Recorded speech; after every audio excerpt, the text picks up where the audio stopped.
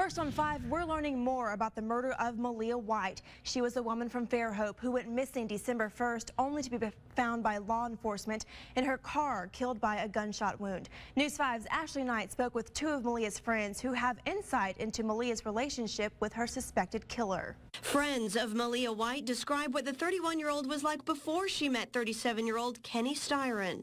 She's a very sweet person, outgoing, loving.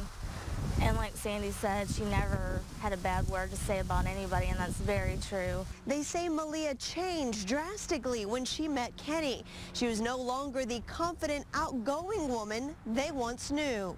She was very down. She wasn't herself anymore, you know, and she would always come into work crying. You know, people would try to comfort her. I even offered for her to live with me because I wanted to get her away from him. They knew Kenny was physically abusive. She'd come into work a lot of times with bruises, busted lip, you know, and she would try to cover it up. More than just abusive, but eerily controlling. He honestly had a tracking device on her cell phone, and he cut out all her social media. Like, she was not allowed to have friends anymore. Friends tried to help, giving her pamphlets to the Lighthouse, a domestic violence program in Baldwin County, but nothing seemed to work. I don't know what kind of hold he had on her, but it was something and maybe none of us knew about.